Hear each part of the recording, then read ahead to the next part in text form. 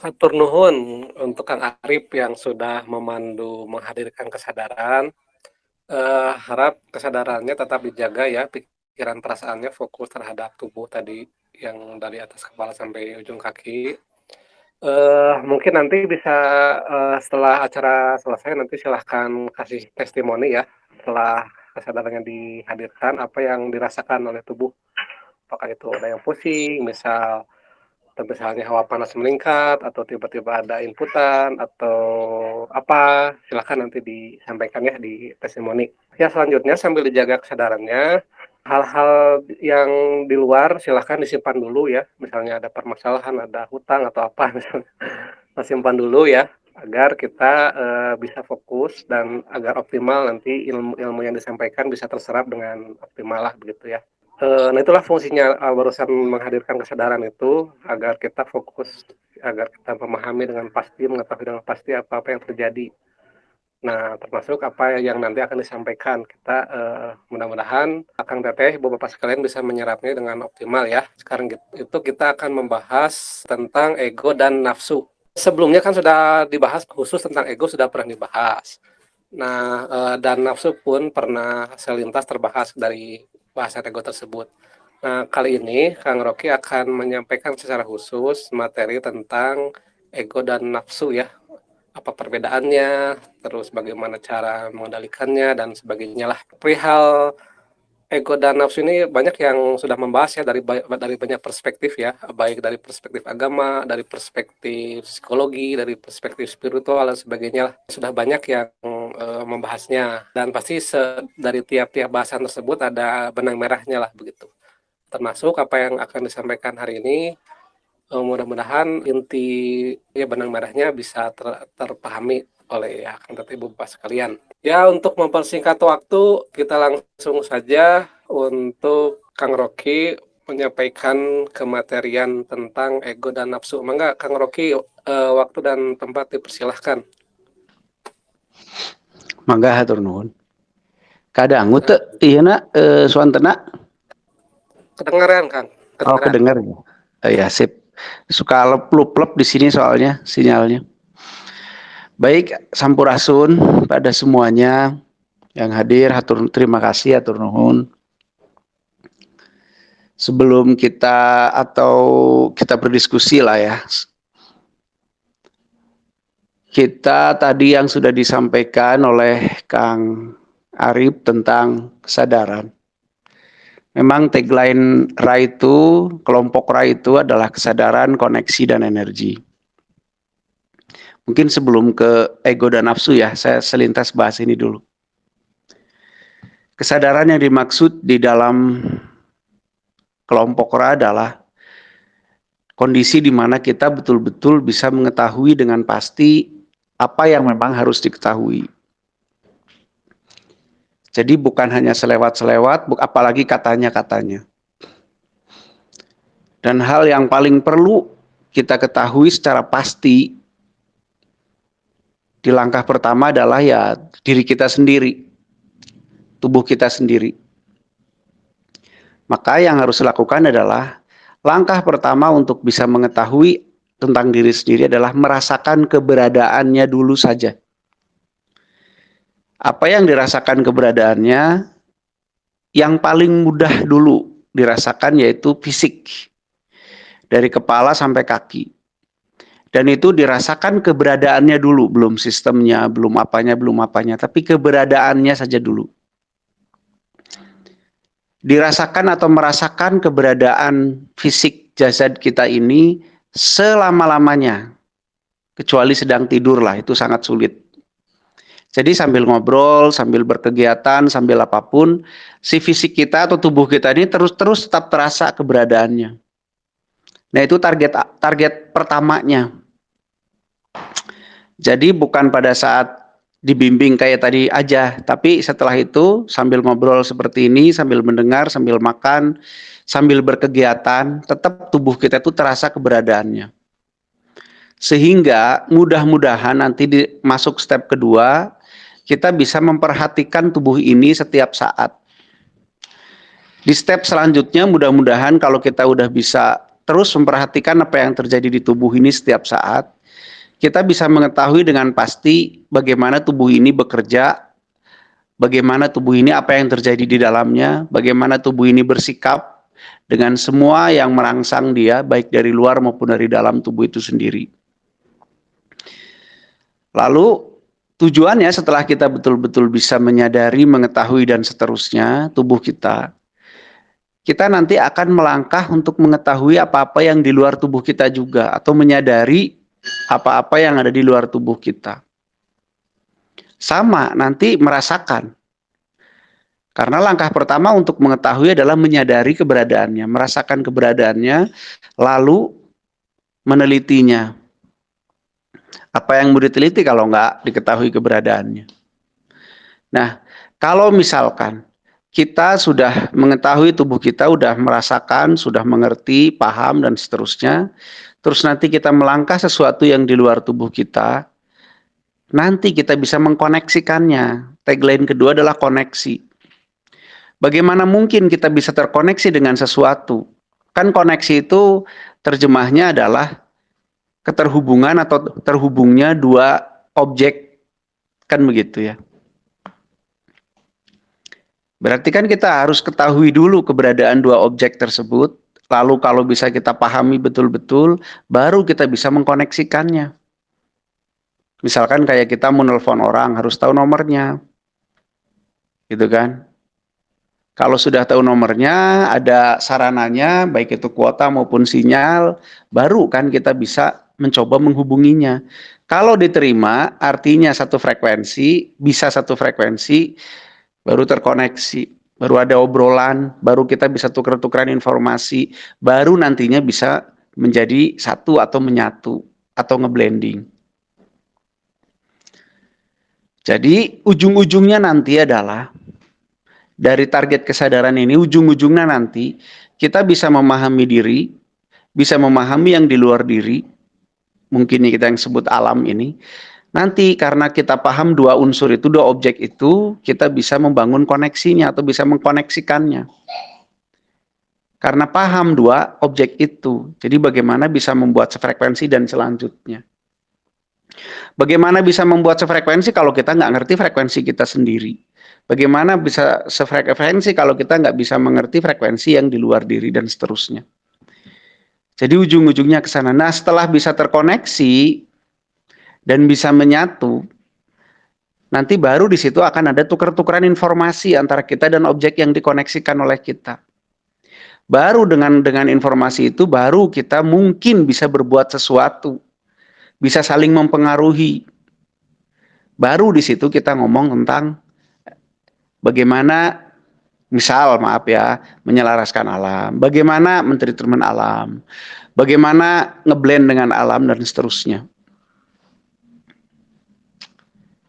Jadi itu semua harus dilakukan secara sadar, artinya secara diketahui dengan pasti, jangan halu, jangan rarasaun, jangan yang sejenisnya seperti itu.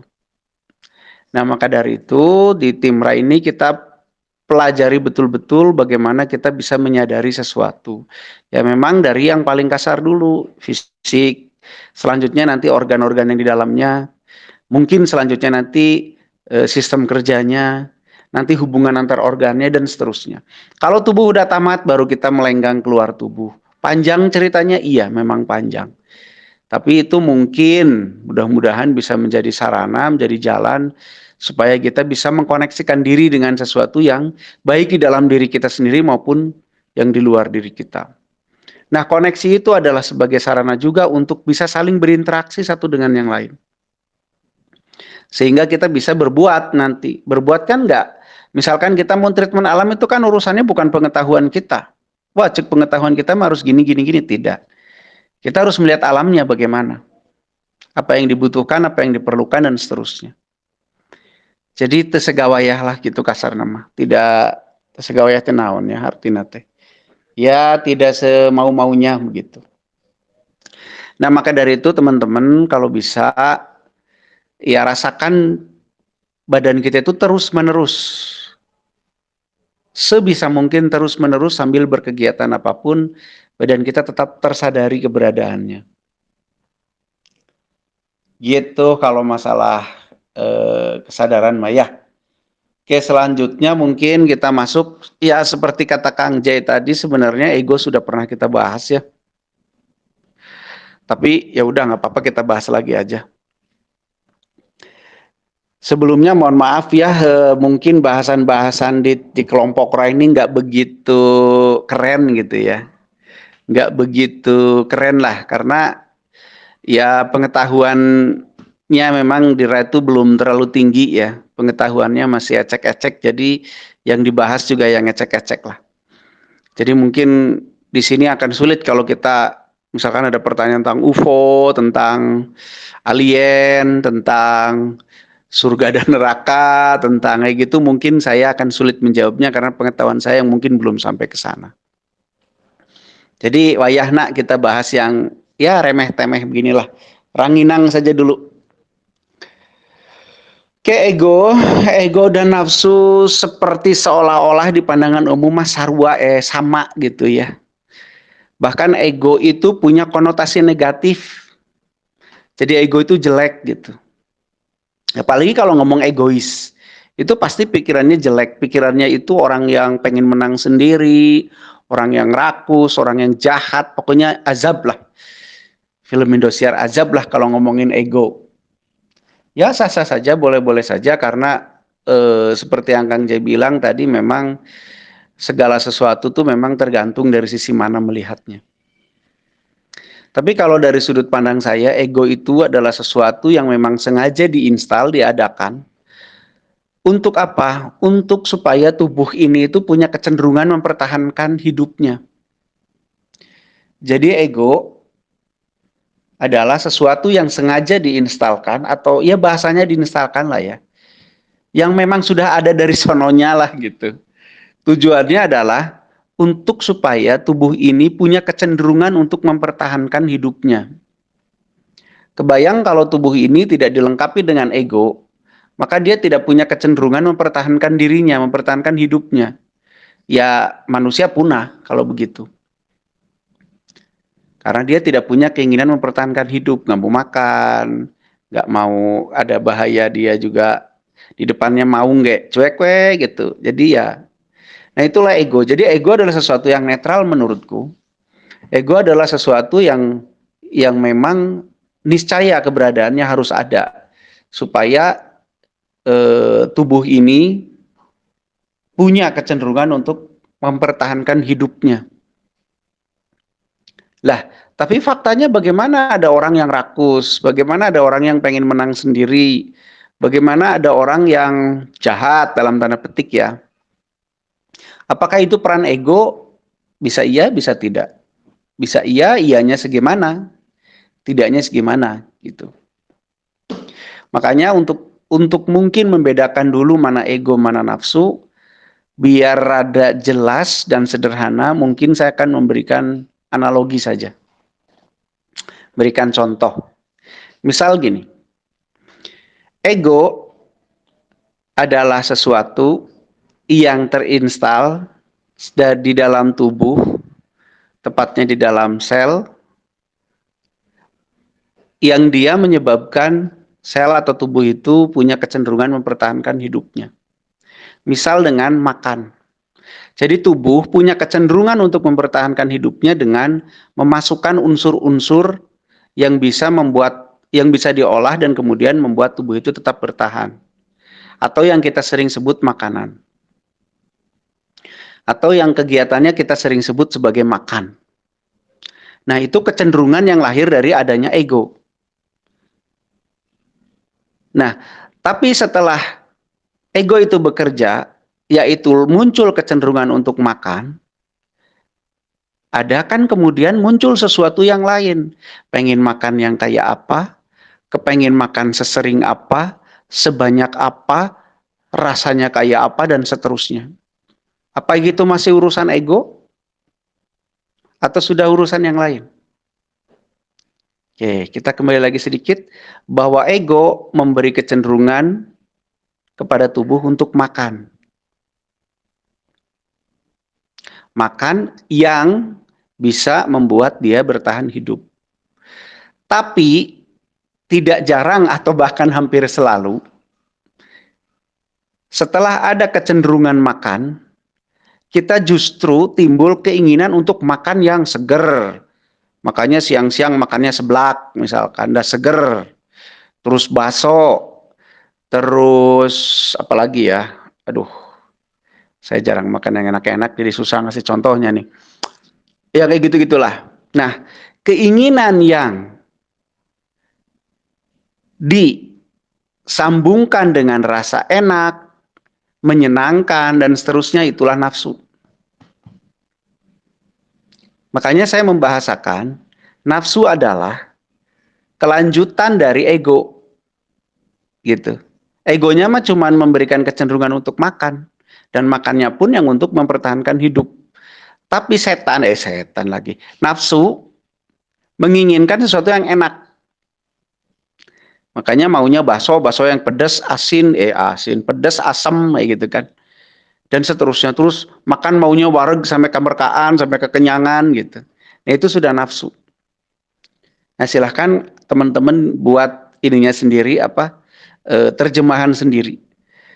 Ego hanya menuntut atau membuat kecenderungan otak orang untuk makan, kita untuk makan. Tapi makan yang bagaimana, yang enak, yang menyenangkan, nah itu sudah urusan nafsu tuh. Sebanyak apa, begitu kan ya, sesering apa, gitu. Itu udah nafsu. Silahkan diterjemahkan sendiri. Nah terus, bagaimana cara mengendalikannya? Karena kalau ego tidak terkendali juga, ya nafsunya jadi berlebihan gitu. Oke, ego urusannya dengan mempertahankan hidup. Maka ego akan eksis secara kasat gitu ya. Itu pada saat tubuh kita atau hidup kita terancam. Jadi urusan ego saat ada ancaman. Kecenderungannya apa? Mempertahankan diri, mempertahankan hidup. Misalkan bentuknya rasa lapar, rasa sakit, ya kan? Itu kan dianggap ancaman, maka kemudian ego action. Rasa lapar datang, dia menyuruh kita atau membuat kecenderungan untuk makan. Rasa sakit datang atau ada, entah itu karena ketusuk, entah itu karena apa, maka kecenderungannya untuk apa. Sebenarnya ego mah masih asik, masih ya sesuai keniscayaan lah gitu. Masalahnya adalah setelah ego nongol, biasanya itu kemudian disatukan dengan doktrin yang namanya enak, tidak enak, suka, tidak suka, lahirlah nafsu itu. Akhirnya justru sering yang dimakan itu, yang dimasukkan ke tubuh itu justru bertentangan dengan kecenderungan mempertahankan hidupnya. Oke, jadi ego karena dia fokusnya ke mempertahankan hidup, maka dia akan terpicu oleh sesuatu yang dianggap ancaman. Untuk mengendalikannya, ya perspektif terhadap ancaman itu yang harus kita pelajari. Misal,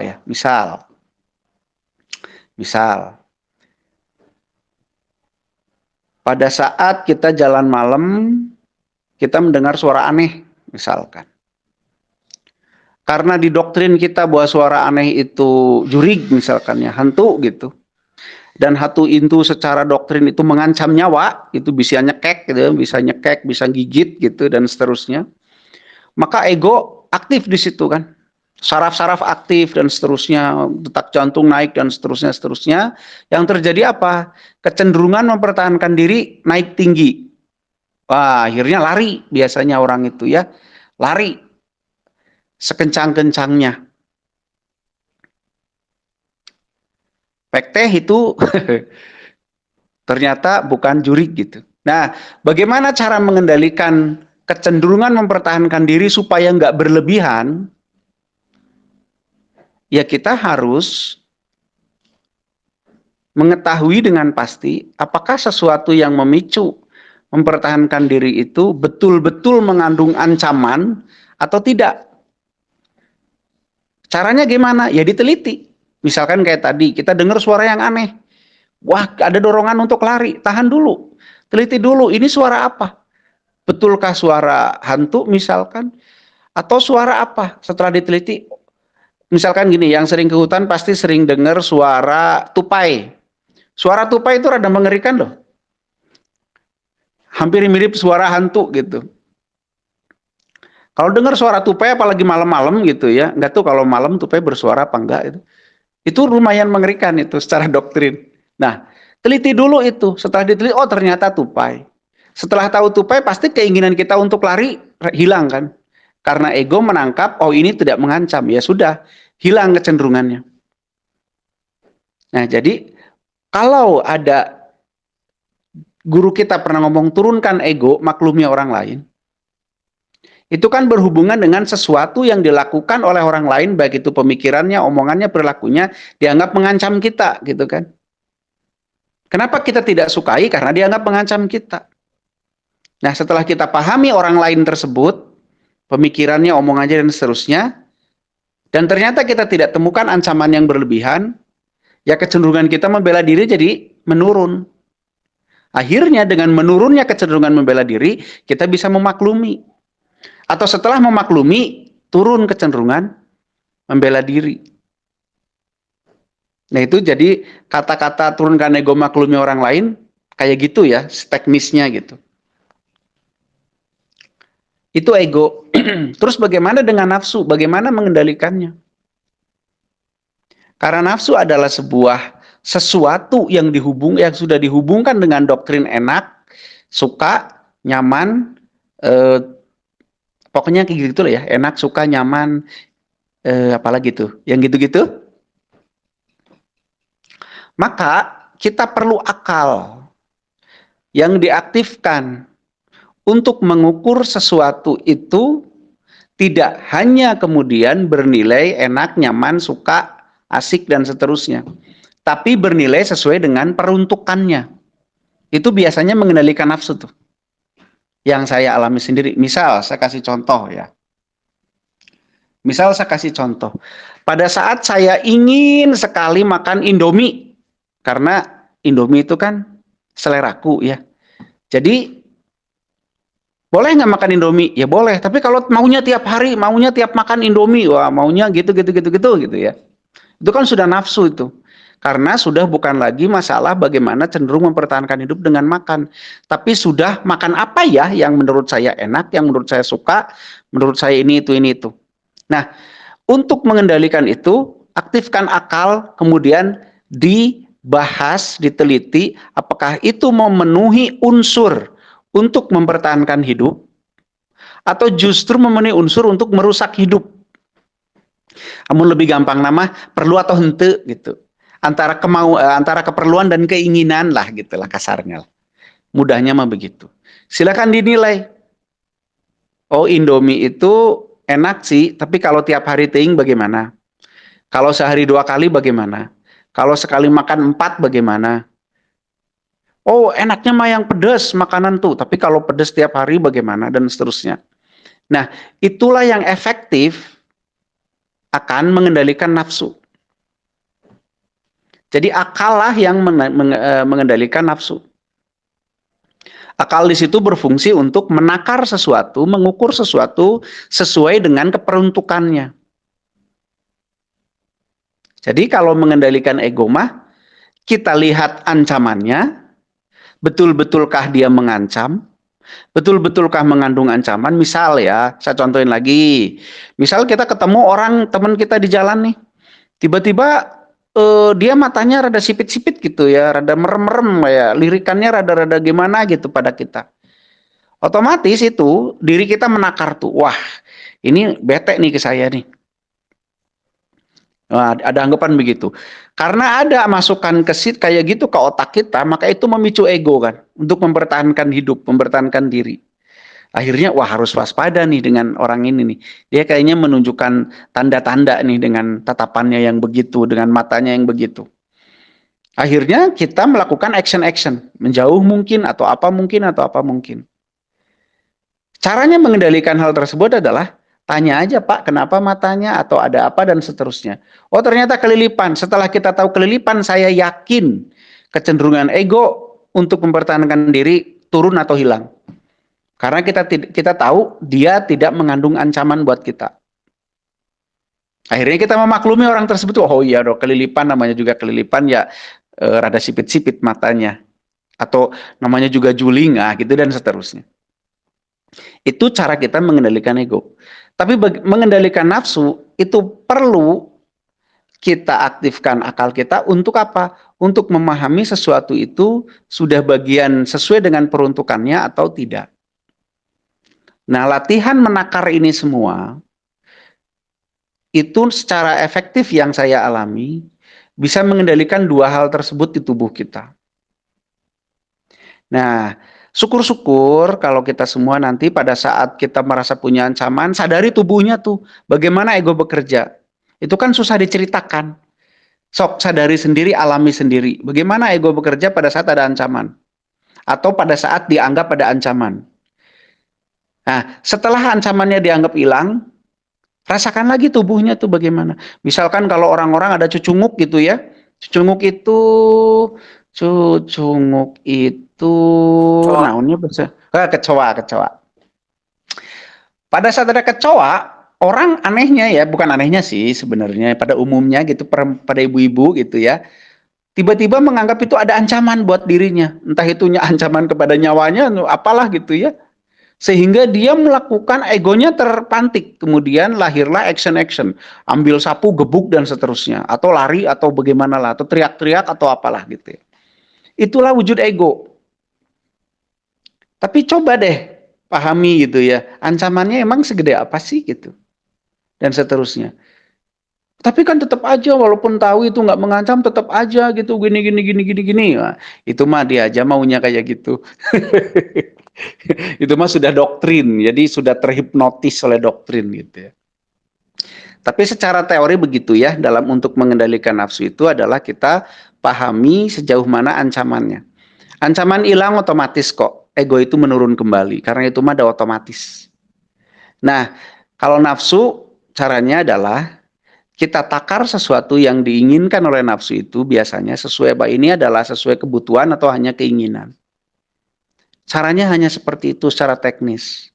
Dan itu perlu latihan. Karena kadang-kadang, maaf bagi perokok mungkin, ini mah tidak perlu sebenarnya, tapi tidak enak gitu.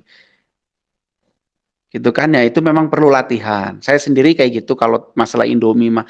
Perlu sih nggak penting-penting amat gitu, bahkan nggak butuh-butuh amat, tapi tidak enak. Jadi ya gitulah ya. Itu memang perlu latihan.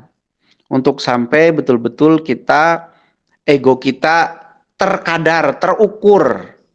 Nafsu kita juga terukur. Dan nafsu juga perlu, tapi yang terukur. Orang juga kalau nggak nafsu makan kan gering namina, sakit gitu kan. Gitu. Jadi mungkin bahasan sederhananya tentang ego dan nafsu seperti itu sebagai pemantik diskusi ya. Nanti selanjutnya kita diskusikan, siapa tahu ada yang punya pengetahuan tambahan atau yang mau bagaimana silahkan gitu. Tapi yang jelas menurut pengetahuan saya yang terjadi di tubuh saya, entah kalau di tubuh orang lain, kalau di tubuh saya itu seperti itu, ego sudah ada dari sananya, gitu ya, dan itu bertujuan untuk adanya kecenderungan mempertahankan hidup. Cara kita mengontrolnya adalah dengan mengetahui ada atau tidaknya atau seberapa besar ancaman kepada diri kita, kepada hidup kita. Gitu. Kalau ancamannya besar, ego juga besar. Ancamannya kecil, harusnya ego menurun. Tapi kalau ancamannya nggak ada, ego naik, itu berarti udah masalah pengetahuan, doktrin, dan yang lain-lain. Ada yang harus kita bahas lagi, contohnya kecoa tadi. Kan kecoa tidak begitu mengancam, tapi kok kenapa orang begitu, egonya begitu tinggi untuk menyelamatkan diri? Oh, berarti ada ego, ada apa yang perlu diberesin. Ulet misalkan, Kang Pepi takut ulet. Kang Pipaja itu badannya pendekar tapi takut ulet. Padahal ulet kan nggak gimana-gimana. Nah itu berarti ada doktrin, ada kebiasaan, ada ajaran yang perlu dioprek lagi itu. Karena egonya akhirnya punya informasi yang kurang tepat berkait ancaman yang ada. Gitu. Kalau saya rada takut ulet, rada. Kalau Kang Pipajai takut beneran. Gitu. Tuh. Nah berkait dengan nafsu, Ya seperti tadi, nafsu itu lanjutan lah bisa disebut gitu ya, lanjutan dari ego itu. Ego yang sudah dihubungkan dengan enak, suka, tidak suka dan seterusnya, jadinya nafsu tuh. Nah, cara mengendalikannya ya memang dengan kita membahas bagaimana kita menakar yang diinginkan itu. Apakah sesuai dengan kadarnya atau berlebihan atau bahkan tidak diperlukan. Nah, saya justru ingin menitik beratkan di kalimat Kang Diki yang turunkan ego maklumi orang lain.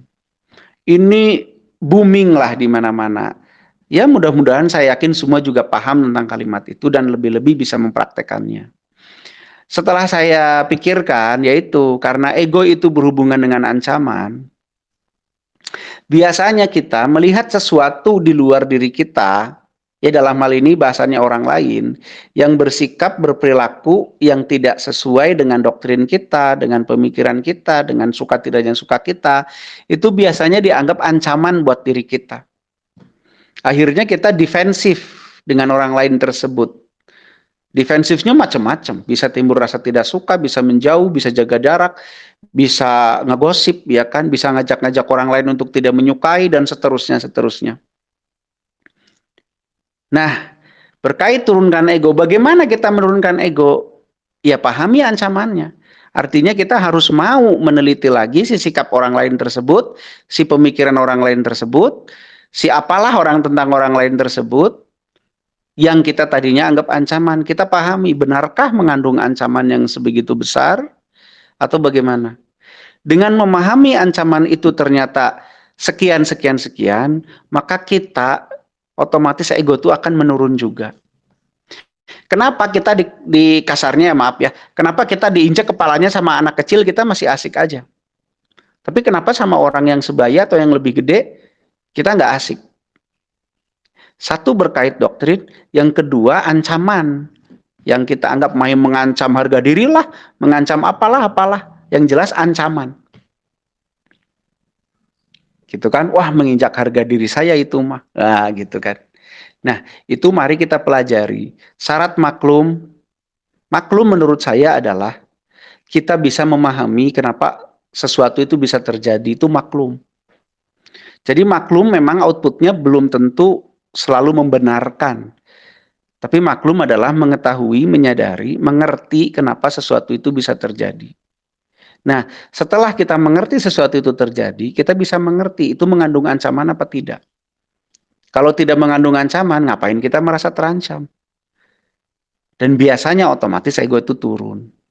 Nah, mungkin gitu aja Kang Jay, pantikan yang bisa saya berikan. Silahkan selanjutnya didiskusikan, ditambahin, dikurangin, diapain, terserah deh. Kang Jay, mangga. Ya, ternuhun kepada Kang Rocky yang sudah menyampaikan materi tentang ego dan nafsu. Silahkan bagi Akang Teteh yang ingin bertanya atau ingin menyampaikan sesuatu, enggak, sesi diskusinya dibuka. Silahkan, masih ada waktu nih. Halo? Kalau belum ada mungkin pertanyaan-pertanyaan yang di grup silahkan dibacakan saja untuk menunggu yang lain mungkin gitu.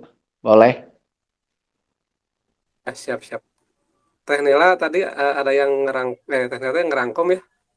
Ada pertanyaan kali yang mau dibacain.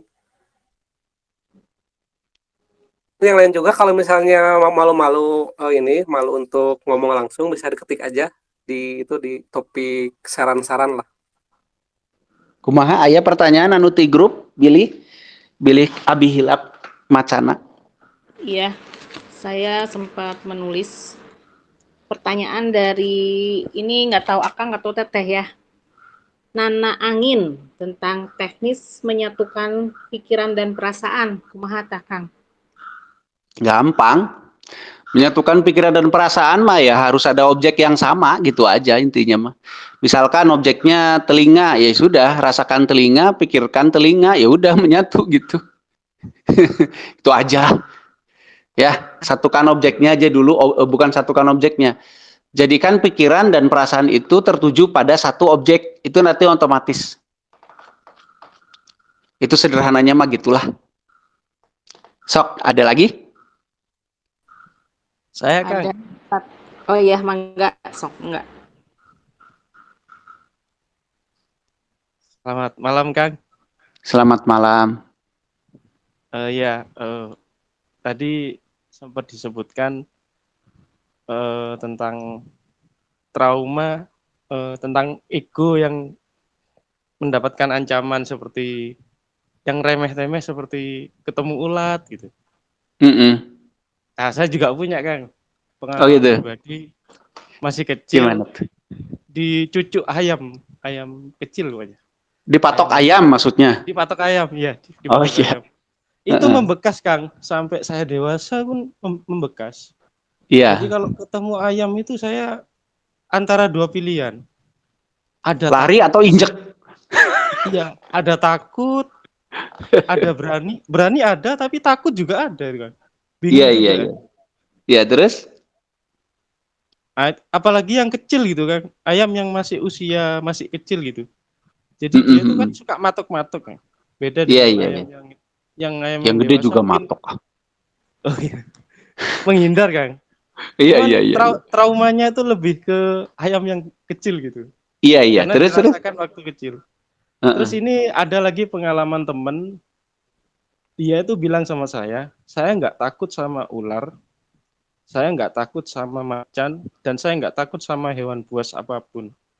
Saya Mm-mm. paling takut dengan kucing yang masih kecil, yang baru lahir. Yang masih kecil justru ya? Ya, yang baru lahir. Terus kucing itu mengikuti orang yang takut itu tadi, teman saya yang takut itu. Udah mah Jadi takut diikuti lagi.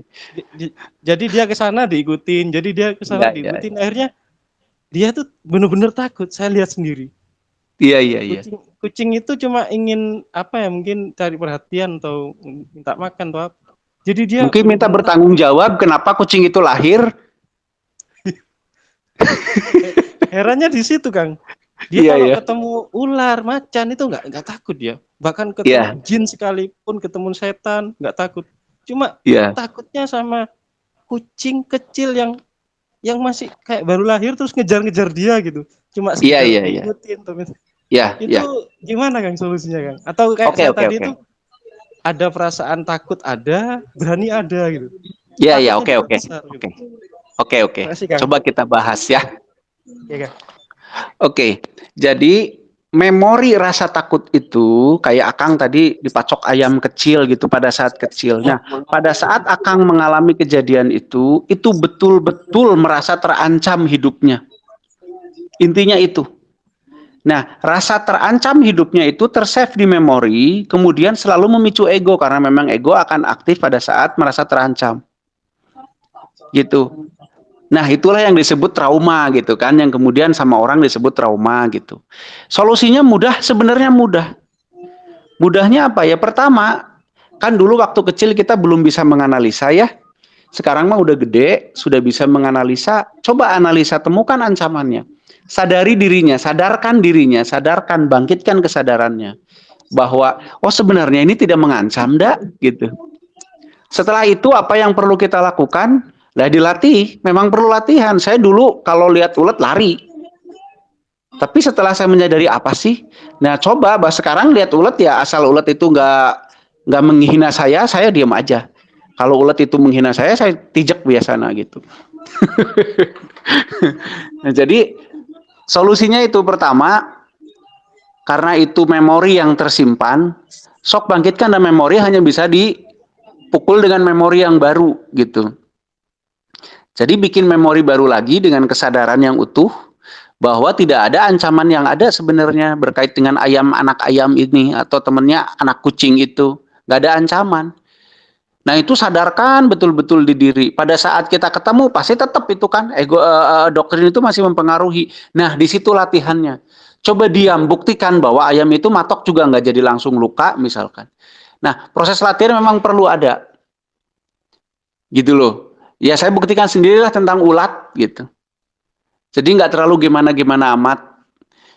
Gitu. Paling dua itu saran saya itu. Pertama pahamkan, sadarkan bahwa tidak ada ancaman. Yang kedua ya latihan. Harus itu mah. Gitu. Ya Teh Nila, ayo atau yang lain mungkin gitu aja Kang siapa tadi namanya lupa. Ya, terima kasih ya. Kosin.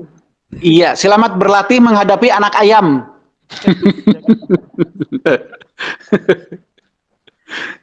Saya jadi takut sama burung atau apapun yang sesuatu yang punya paruh kayak punya trauma gitu dari masa kecil. Iya, iya, iya. Ya makanya silahkan dilatih selanjutnya. Pasti bisa. Yuk. Dari Kang Febri, seberapa jauh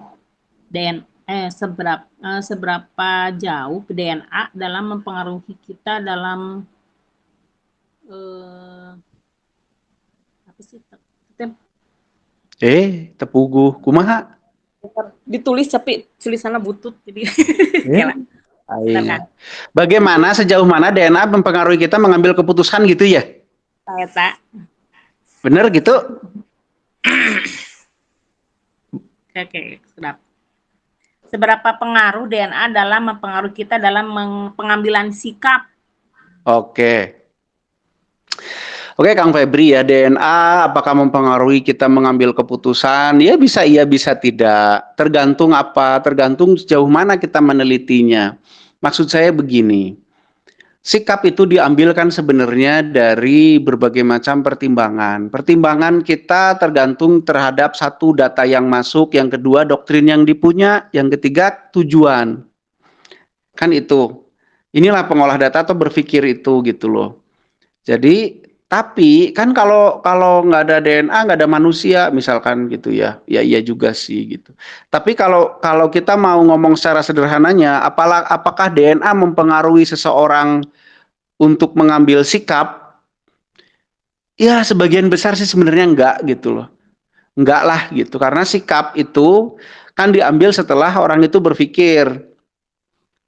Proses berpikir biasanya kan mengolah data. Data biasanya yang dipakai dalam proses berpikir itu adalah informasi, doktrin, dan tujuan. Goalnya apa gitu kan.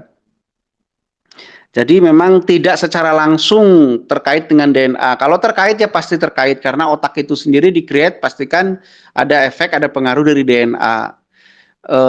Kemampuan otak juga tidak terlepas daripada data-data DNA sebelumnya gitu kan. Pasti ada pengaruhnya lah gitu. Jadi ya ada pengaruhnya, cuman kalau proses menentukan sikapnya itu lebih dipengaruhi oleh satu, doktrin-doktrinnya biasanya yang dia punyai, baik itu tata nilai sosial, agama, apalah tetek bengeknya gitu. Yang kedua ya data yang dia punyai, informasi yang dia punyai. Yang ketiga biasanya tujuan yang dia punyai. Jadi tiga hal ini biasanya yang secara dominan mempengaruhi seseorang untuk menentukan sikap. Kalau DNA sih ya rada jauh lah gitu. Gitu. Sok yang lain mangga. Punten Kang. Mangga.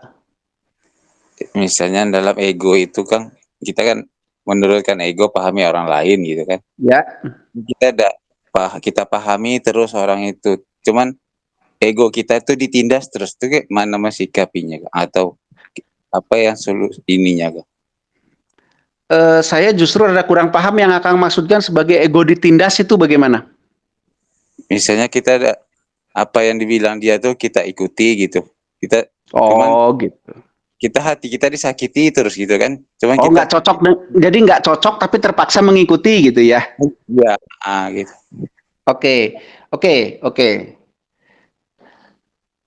Jadi begini ya, maklum itu nggak ada urusan dengan mengikuti atau tidak mengikuti. Bahkan dengan setuju atau tidak setuju itu nggak ada urusan maklum itu. Maklum adalah, menurut saya ya, maaf kalau mungkin ada yang beda silahkan. Menurut saya maklum adalah posisi di mana kita mengerti kenapa seseorang itu bisa berbuat seperti itu. Kenapa sesuatu itu terjadi, itulah maklum.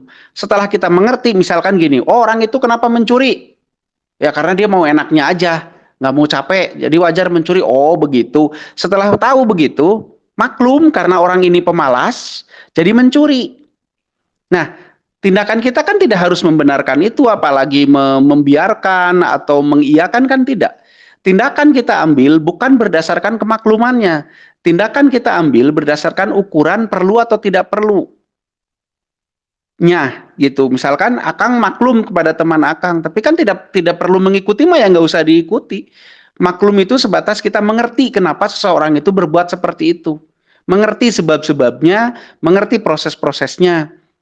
Setelah itu keputusannya dari tangan Akang, mau diikuti, mau tidak, mau dilawan, mau enggak ya tergantung keperluannya. Begitu, Kang. Jadi ego ditindas ya jangan mau. Tapi kan kemudian kalau toh kita melakukan perlawanan, perlawanannya yang terukur. Jangan sampai malah nanti kita ngikutin nafsu. Jadi terukur aja. Dulu di dalam bela diri saya punya prinsip. Bela diri itu untuk membela diri. Urusan membela diri selesai pada saat ancamannya sudah tidak ada. Jadi kalau musuh kita sudah bisa kita lumpuhkan, masih digebukin sama kita, berarti itu bukan sedang bela diri lagi, tapi sudah aniaya orang lain. Nah, gitulah kurang lebihnya. Jadi maklum di sini bukan berarti kita harus setuju, bukan berarti harus mengikuti, apalagi tunduk. Maklum adalah di mana kita bisa mengerti kenapa sesuatu itu bisa terjadi. Sampai batas itu aja. Gitu. Misalnya gini Kang, kita kan tidak salah gitu, cuman Ya. orang itu memaksa kita ngaku kita tuh salah gitu. Apakah kita pertahankan ego kita tidak salah gitu? Kalau ego nggak ada urusannya dengan salah tidak salah. Salah tidak salah itu kan urusannya dengan fakta, dengan bukti bahwa ego menuntut kita atau menuntun kita untuk membela hidup kita dari ancamannya, itu iya, mungkin wujudnya adalah dengan menyampaikan fakta. Pada saat Akang sudah sampaikan fakta, dia tetap kekeh, ya wayahna, nggak usah diikuti saja. Oh, berarti Gitu. dibiarin aja lagi apa pendapat dia gitu ya Kang? Ya, terserah sikonnya. Kalau memang yang paling tepat dibiarkan, biarkan saja. Kalau yang paling tepat misalkan dinasehati, dinasehati. Kalau yang paling tepat diajak diskusi, diajak diskusi. Jadi lihat saja. Jadi tapi intinya gini Kang, yang namanya memaklumi orang lain bukan berarti menyetujui, bukan berarti apalagi harus setuju, harus nurut, enggak. Memaklumi itu bisa mengerti. Kenapa ya orang itu netrek itu, kenapa orang itu suka memaksakan kehendak ya? Misalkan si A kenapa tuh selalu ingin dihormati? Oh wajar karena pendidikan di keluarganya gini. Karena dia selalu dari kecil gini. Jadi mengerti, wajar dia begitu. Akhirnya timbul kewajaran kan? Wajar sih jadi begitu karena background dia gini. Tapi kan bukan berarti kita harus setuju. Begitu loh Kang. Paham ya? Oke. Selamat melawan. Terima kasih Kang. Oke, yuk sama-sama.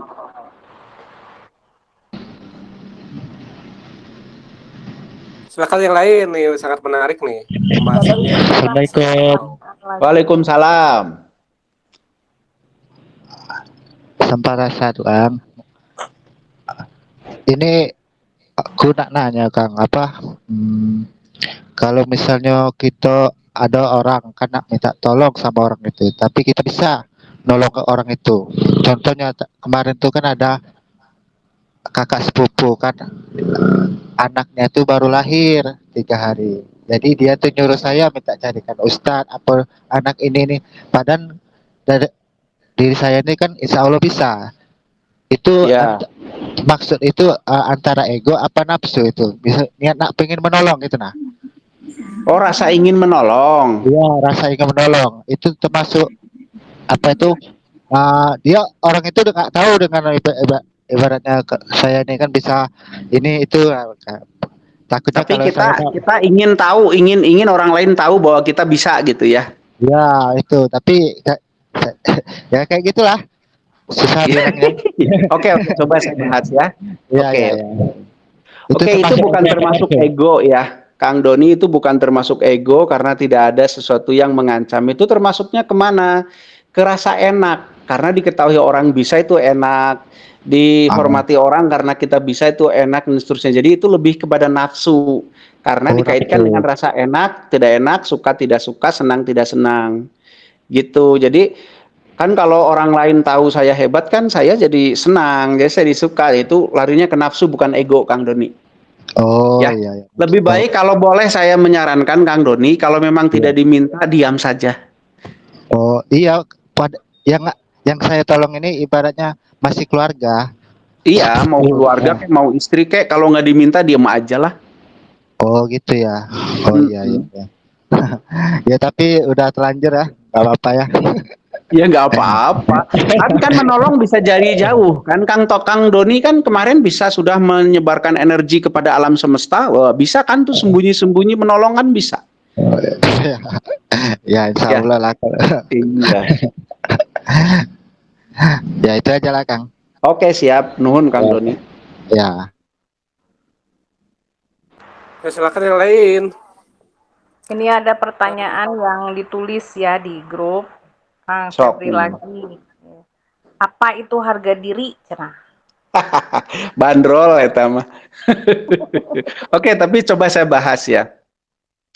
Harga diri itu kan sebenarnya hanya sebuah apa namanya ya, bahasa untuk menyimbolkan sesuatu. Kan begitu.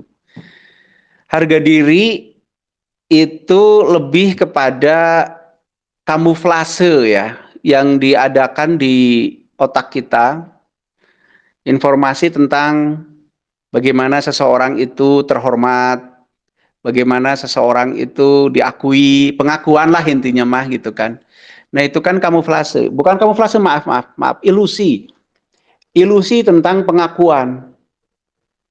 Itu pada saat orang tidak diakui ternoda harga dirinya, atau diakui tapi tidak menurut dia tidak semestinya ya ternoda harga dirinya gitu. Jadi itu hanya rasa pengakuan saja harga diri mah dan tidak perlulah, tidak perlu walaupun saya juga masih kadang-kadang ada doktrin itu masih.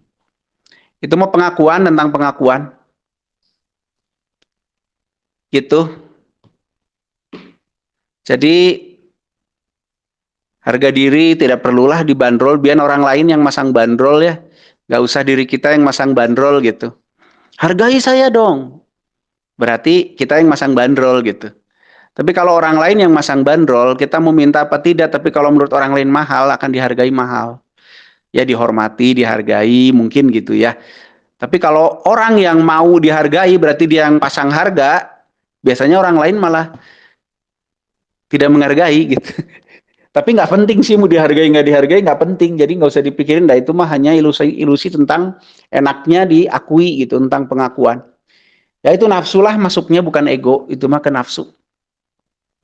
Nah, Gitu. begitu sama Kang Kang Febri.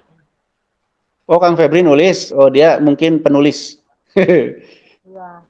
Ini ada pertanyaan lanjutan, pertanyaan lain dari Kang Tio.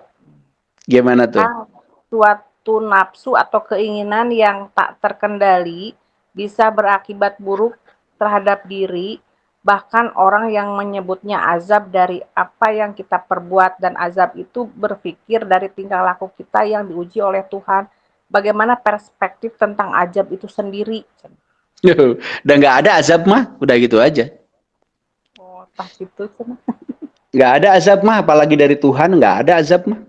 Yang ada mah ya sebab akibat saja. Tapi kalau akibat itu mau disikapi sebagai azab, terserah. Mau disikapi sebagai keniscayaan, terserah. Mau disikapi sebagai kewajaran juga terserah. Tapi penyikapan-penyikapan itu akan melahirkan efek psikologis pada diri kita masing-masing. Contoh, kalau kita menganggap sesuatu itu azab, ya sebagaimana orang yang diazab pasti akan psikologisnya bagaimana gitu ya. Kalau menganggap itu adalah ya wajarlah karena saya begini jadi begini, karena saya ceroboh jadi motor hilang, ya nanti psikologisnya jadi gimana gitu. Itu mah pilihan masing-masing terserah. Tapi kalau menurut saya sih tidak ada azab-azaban, azab dan tidak azab itu kan tergantung penyikapannya masing-masing mau disikapi sebagai apa.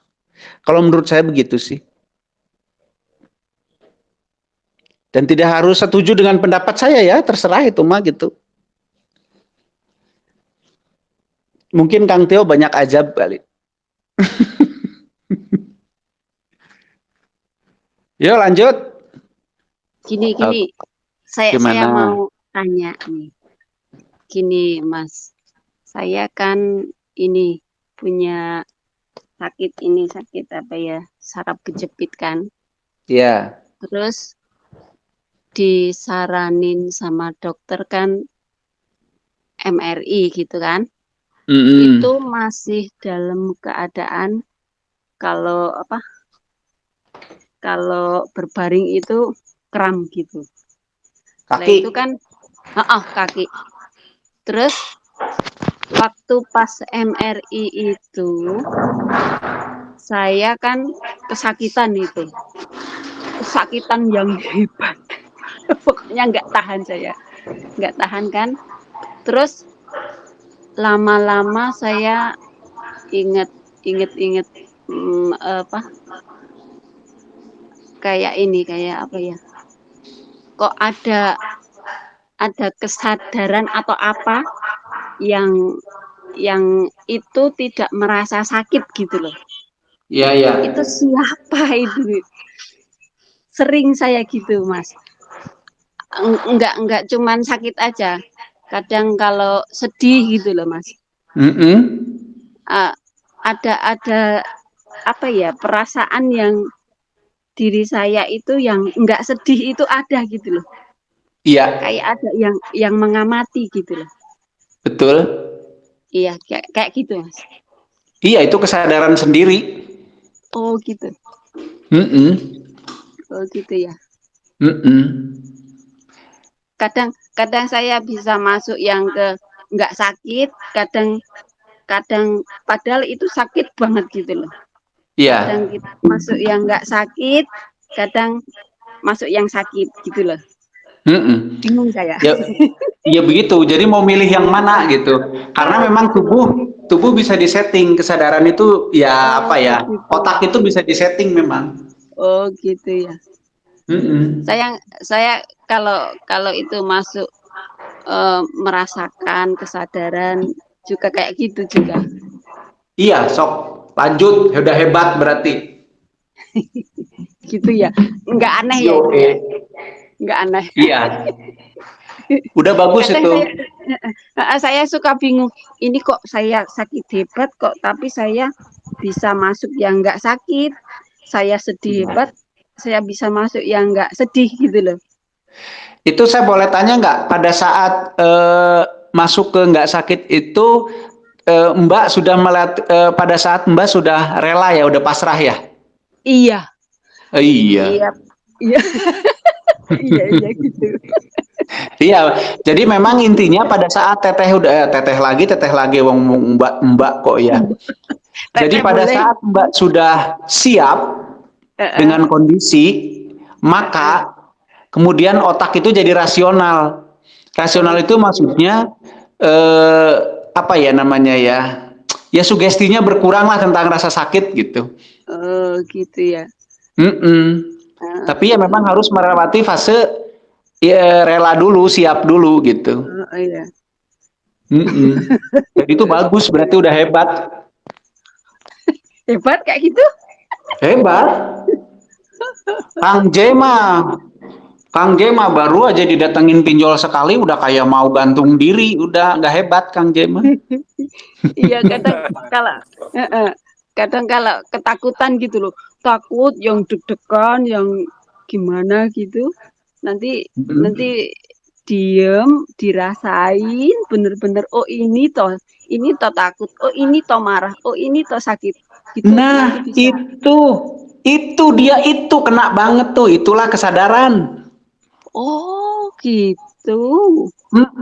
Akhirnya kan Mbak mengetahui dengan pasti, oh kayak gini rasa takut teh gitu kan ya. Gitu, akhirnya gitu. bisa terkendali ya. Iya gitu. Iya.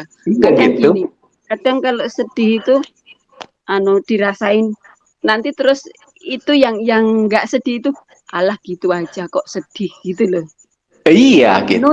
Nuntun ke situ loh, nuntun ke situ. Iya. Alah Ya itu gitu kok, gitu aja kok seperti sedih. itu. Gitu loh Mas. Betul. Lanjut ya. Lanjut, nanti kita bahas tentang dimensi yang ada di diri. Nanti kan siapa sih itu yang ngomong-ngomong ke kita gitu kan? Siapa sih itu? Ya tentu diri kita juga. Diri kita Kadang juga, kalau, cuman Jadi kadang kalau sakit itu langsung ngeset gitu loh Mas. Iya, Langsung betul. otomatis. Langsung Pinter itu, otomatis. hebat. Lanjutkan. Jangan dibilang hebat nanti gede ndase Mas. Oh, gedean dasnya tiket lah. Tapi itu salah satu ya, itu salah satu manfaat kalau kita bisa memahami sesuatu yang terjadi dengan pasti. Jadi kita tidak terpengaruh oleh halusinasi-halusinasi yang berlebihan gitu loh. Salah satunya itu. Sip. Ya, lanjut ya Mas ya. Lanjut, itu udah on the track itu, udah benar itu. Makasih. Saya nggak menduga sudah sejauh itu efek kesadarannya luar biasa. Iya gitu? Iya. Iya. Makasih. Sama-sama. Wih, luar biasa. Saya sungguh berbahagia nih. Ternyata Mbak Andriani sudah sampai level itu. Jadi memang betul semua kalau bisa betul-betul kita ketahui dengan pasti atau yang namanya disadari. Jadi memang kita kebanyakan yang membuat kita susah, membuat kemarin kita udah bahas apa itu susah, apa itu menderita. Itu ya halusinasi-halusinasi yang ditimbulkan sendiri oleh pikiran kita gitu. Padahal faktanya nggak seperti itu amat gitu. Nah, itu salah satu yang Mbak Indriani rasakan itu, yaitu salah satu fungsi dari kita menyadari sesuatu itu gitu. Lanjut. Ini ada pertanyaan lagi Kang di Yuk. grup ya. Punten Kang Rocky mau nanya, apa sebenarnya doa? Apa sebenarnya doa itu dan kenapa doa itu kadang terkabul, kadang tidak, dan ada yang doa buat orang yang meninggal itu apakah nyampe pada orang yang wafat? Katanya dari Kang Abdullah. Oke, sebenarnya doa udah kita bahas ya, tapi nggak apa-apa lah. Kita ini lagi. Doa menurut versi saya tidak mengatakan doa menurut versi agama, menurut versi siapapun. Saya menyampaikan doa menurut versi saya. Jadi tolong nanti jangan langsung dianggap benar, apalagi dibentur-benturkan dengan sudut pandang dari agama misalkan, atau sudut pandang dari orang-orang lain. Jadi ya anggap aja apa yang saya sampaikan ini hanya sekedar ya informasi saja. Doa menurut saya adalah upaya yang dilakukan untuk mencukupkan segala unsur yang dibutuhkan untuk sesuatu itu terjadi. Itu doa. Saya kasih contoh. Kalau kita punya keinginan ingin minum teh manis yang enak, maka doanya bentuknya adalah satu, mengetahui bagaimana cara membuat teh manis, ilmunya. Dua, mengetahui bahan-bahannya atau unsur-unsur penyusunnya yang terbaik, tehnya apa, air panasnya segimana, panasnya suhunya segimana, tehnya sebanyak apa, gulanya dari apa, bahannya gulanya tebu atau gula merah, takarannya berapa, ngaduknya bagaimana, dan seterusnya. Maka kalau semua itu terkumpul, unsur-unsur penyusun teh manis yang enak itu terkumpul, baik pengetahuannya, unsur pembentuknya, dan proses pembuatannya terkumpul lengkap, maka terjadilah teh manis yang enak. Kenapa kok begitu? Karena di semesta ini berlaku berlaku hukum sebab akibat. Maka kalau kita punya keinginan, penuhi segala unsurnya untuk terwujudnya keinginan tersebut. Itulah doa menurut versi saya. Terus kok ada doa yang tidak terkabul? Tidak ada. Semua doa terkabul. Loh, kan bisa aja teh manis itu nggak jadi enak. Teh manis akan tetap jadi sesuai dengan unsur yang terpenuhi. Begitu. Kalau gulanya kurang, ya kurang manis. Jadilah teh manis yang kurang manis. Kalau gulanya kelebihan, ya jadilah teh manis yang kemanisan. Kalau nggak ada teh malah ada kopi, jadilah cikopi, bukan cienteh, gitu kan ya. Jadi tidak ada doa yang tidak terkabul. Semua terkabul tergantung seberapa unsur yang bisa terkumpulkan. Jadi kalau gitu doa ada hubungannya dengan Tuhan nggak? Ya kalau ditarik-tarik ya tetap ada hubungannya karena yang menciptakan unsur juga atau yang membuat unsur juga Tuhan. Tapi pada saat proses untuk menjadikannya itu sangat tergantung dari upaya kita mengumpulkan seluruh unsurnya yang dibutuhkan. Jadi semua keinginan atau semua doa itu sebenarnya terkabul. Cuman sesuai dengan unsur yang bisa dikumpulkan. Permasalahannya adalah kadang kita tidak bisa mengumpulkan seluruh unsur sesuai dengan keinginan kita hasilnya. Akhirnya hasilnya ya yang sesuai dengan unsur yang terkumpulkan, bukan sesuai dengan keinginan kita.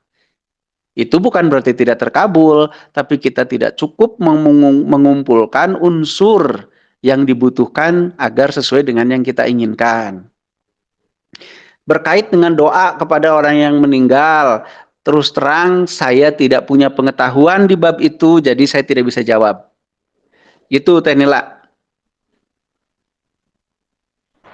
Baik, hatur nuhun Kang Rocky. Nah, begitu jawabannya Kang Abdullah. Apabila ada yang tidak dimengerti, mangga silahkan langsung aja bertanya langsung. Ayo, mangga, silahkan. Kalau membahas masalah doa kepada orang yang sudah meninggal ya memang nanti kita perlu bahasan khusus itu TE. Karena itu nanti hubungannya dengan frekuensi, dengan macam-macam. Tapi memang itu terlalu beresiko untuk dibahas memang. Karena memang itu terlalu sensitif karena sudah terlanjur ada paham di umum yang berkembang yang takutnya nanti menjadi tidak menjadi tidak bagus lah gitu.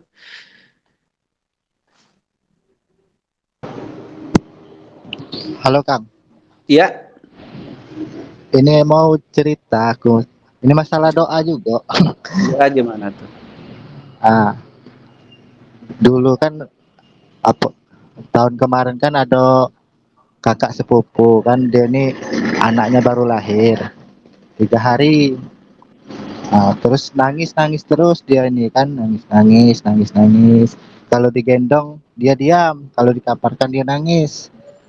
Terus saya nawarkan diri kan Kang. Coba Ya, saya lihat kataku. Ya cobalah down katanya kan. Ya terus saya terapi dikira mama mama dia ini kan keteguran apa diganggu jin kan. ya, Ya, ya. ya. Dan kebanyakan orang kayak gitu pasti katanya kan. Terus saya terapi kepalanya nggak ada tanda-tanda jin, nggak ada tanda-tanda gitu. Apalah sebab dia nih kan saya digendong dia diam di giliran dikaparin nangis kan nangisnya itu dia kelebihan lah. Nah, Ya, terus terus? terus jadi pening gimana harus supaya anak ini nih saya mikir gitu kan. Jadi Ya, saya biar sembuh anak ini jadi mikir berusaha saya kan. ya. Jadi mamanya tuh rencana mau mau ke dokter apa cari cari orang pintar apa. Kataku jangan Ah, dulu udah malam ini kan kata saya. Terus saya ah. pikir saya berdoa lah kan. Tapi berdoa saya nih ya Allah izinkan hamba kata dengan kemampuan apa? Izinkan hamba menggunakan kemampuan saya agar tahu kenapa bayi ini nangis. Nah, itu kenapa penyebabnya. Nah, nah kayak gitu. Jadi aku minta izin sama itu nah. Terus Bentar, pas Kang saya Doni, saya mau nanya dulu nih. Saya mau ah, nanya, Kang Doni pernah tahu Allah tidak mengizinkan kayak apa wujudnya? nggak tahu cuma izin Nggak aja tahu. lah gitu. Ah, Terus tahu juga Allah mengizinkan bagaimana wujudnya? nggak tahu. Nggak tahu juga. Oke, lanjut, Iya. lanjut, lanjut. Terus saya terapi terapi ya sebagai energi aja lah sebagai Iya, iya, proses. iya. Terus saya terlihat gambaran dia awal dari lahir dari perut ibu terus itu nah berarti saya ibaratnya kayak dikasih petunjuk berarti anak ini nggak biasa belum terbiasa di dunia itu. Oh gitu. Iya, terus? Nah terus oh berarti di situ berarti anak ini belum biasa ke dunia, dia nyamannya di perut ibu. Nah, di situ saya Terus dimasukin lagi enggak? nah, ibaratnya baru mengenal dunia. Jadi aku Oh jelaskan iya sama iya. orang Iya iya. tuanya, kata dia ini baru mengenal dunia, Bu, kataku. Iya iya iya. Ibaratnya sama kayak kita. Awal tinggal di kota, tahu-tahu di hutan. Nah, kayak gitu. Terus? Nah, jadi kurang percaya, pasti keteguran ini, pasti keteguran, kata dia. Ya, itu terserah ibu, kataku. Jadi saya Ya. terpaket energi ya, ya aku bayangkan dalam perut ibu, bayangkan perut ibu energi Ya itu ya ya. ke anak itu kan. Ya, Mm-mm. tak lama dari itu saya pulang kan masih dia nangis. Nah, jam 3 malamnya dia nelpon. Sekarang pas di kapari dia diam itu. Ya Alhamdulillah udah kata. kecapean soalnya nangisnya ya. Ya, jadi saya tuh kayak dikasih petunjuk itu Nana, ibarat dari perut Ya ya. ibu. Oke oke oke oke. Nah, itu saya awalnya dari doa itu, doa. Ya Allah, kataku izinkan saya menggunakan kemampuan saya agar tahu kenapa bayi ini nangis Itu gitu. kira-kira kalau Kang Doni nggak ngomong kayak gitu, gimana? Ya nggak tahu lah, mungkin karena keyakinan mungkin ya. Oh iya iya. Iya, Oke oke oke. keyakinan. Sip. Kita bahas ya. Ya, oke. Oke. Memang masyarakat kita terlanjur meyakini bahwa doa adalah ungkapan keinginan. Boleh nggak? Ya boleh-boleh aja, silahkan aja memahami seperti itu. Tapi kan kalau doa itu kemudian dimaknai sebagai ungkapan keinginan, jatuhnya kayak tadi, jadi ada yang terkabul, ada yang tidak. Padahal menurut salah satu agama mengatakan bahwa mintalah kepadaku, niscaya aku kabulkan. Pasti tidak ada yang tidak terkabul. Cuman ya seperti tadi, karena teknis terjadinya sesuatu yang kita sebut pengkabulan itu adalah terpenuhinya unsur karena sebab akibat ya, maka semua juga pasti terjadi sesuai dengan terpenuhinya unsur. Jadi saya memahami doa bukanlah untaian kalimat untuk menyampaikan keinginan. Tapi itu dilakukan boleh, ya menurut saya sih boleh-boleh saja. Kalau itu membuat seperti Kang Doni menjadi tambah yakin, menjadi unsurnya bahkan ada malah yaitu keyakinan pada saat nolong kan harus yakin, harus netral, harus apa. Kalau memang kalimat itu membuat kita menjadi yakin, membuat kita menjadi tenang, jadi pede, ya silahkan aja. Saya sekedar memberitahu bahwa di semesta ini sesuatu terjadi itu apabila terpenuhi unsurnya. Dan semuanya akan terjadi tergantung dengan unsur yang dikumpulkannya gitu. Terus petunjuk yang Kang Doni dapat misalkan di dalam kandungan ya untung ya, tadinya saya pikir Kang Doni nyuruh bayinya dimasukin lagi ke kandungan. Alhamdulillahnya Kang Doni men-set energinya supaya si bayi ini merasakan efek seperti di kandungan. Ya bagaimana kok inputan itu nongol, wajar karena semua orang itu terhubung melalui gelombang otak. Jadi bisa saling bertukar informasi kalau terhubung gitu. Jadi wajar, itu hal yang sangat wajar terjadi hal seperti itu gitu kan. Masalah anaknya diem ya kita harus teliti lagi apa itu kecapean, apa itu benar efek energi dan yang lain-lain. Kenapa sih kita perlu apa-apa itu dibuktikan? Karena kita harus sadar, harus mengetahui sesuatu itu dengan pasti. Jadi nggak bisa main praduga lagi gitu. Mungkin gitulah. Bagus Kang Doni, Anda cocok jadi dukun bayi. Lanjut. Dukun beranak. Dukun beranak. Enak aja itu mah, pengen noong itu mah. Pengen ngelihat yang maknya itu mah kalau jadi dukun beranak. Yuk lanjut. Ada pertanyaan lagi? Atau ada yang mau nambahin? Atau kita simpulkan saja, Kang Pepe, Kang J? Ya, mangga Kang, langsung simpulkan aja ya, 9 ya. Udah jam 9 ya? Oke, saya ulangi lagi ya tentang ego. Sekali lagi, ego adalah sebuah perangkat, anggap saja seperti itu, atau software atau apalah gitu yang memang sudah terbawa sejak kelahiran kita, yang itu berfungsi untuk melahirkan kecenderungan mempertahankan hidup. Karena dia fungsinya untuk meningkatkan kecenderungan mempertahankan hidup, maka dia akan terpicu apabila sesuatu itu mengandung ancaman.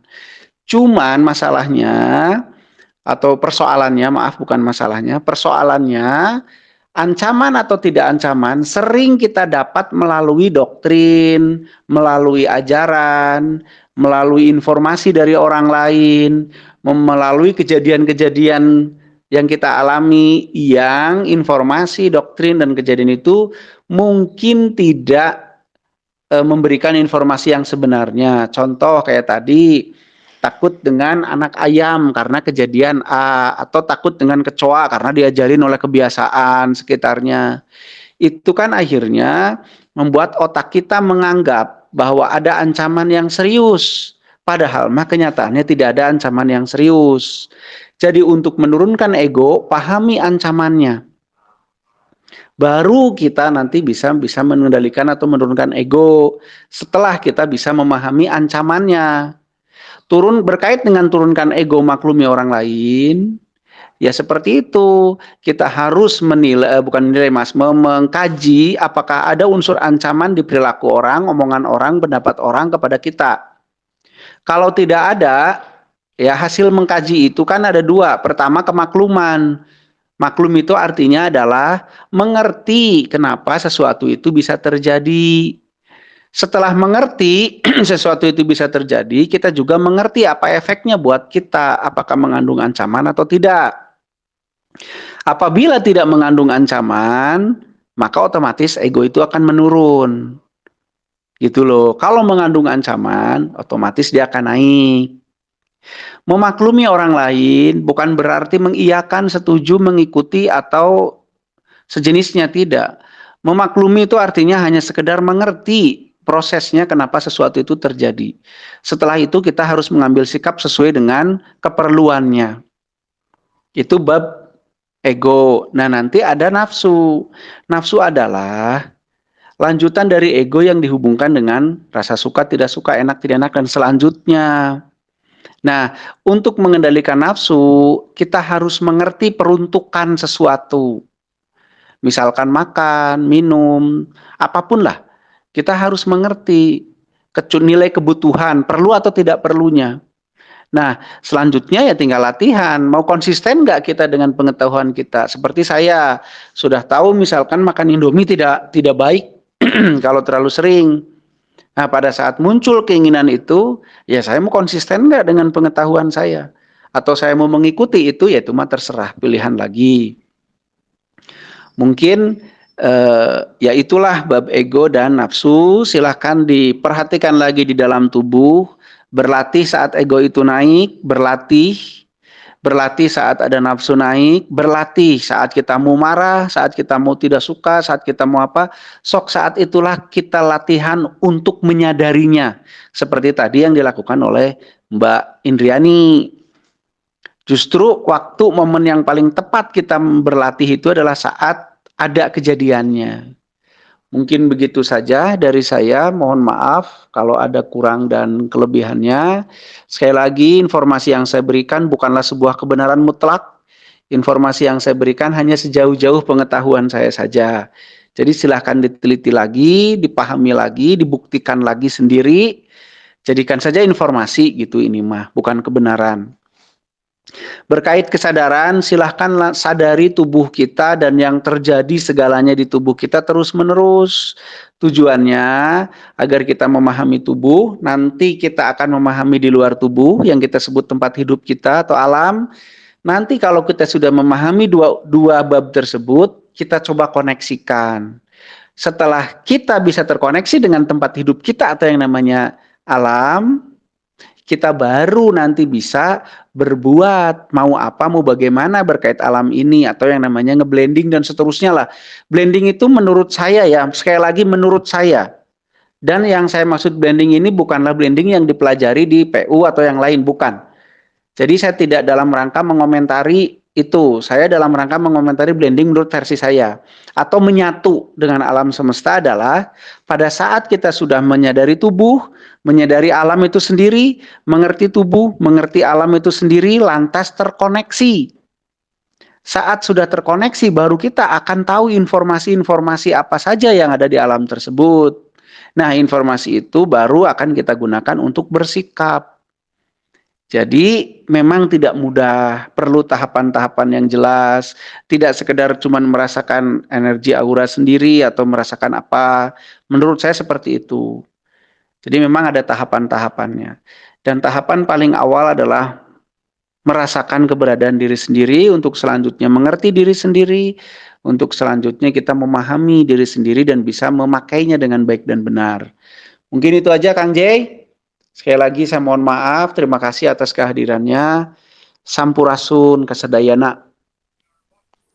Siap, hatur nuhun Kang Rocky yang sudah menyampaikan materi yang sangat luar biasa pada hari ini.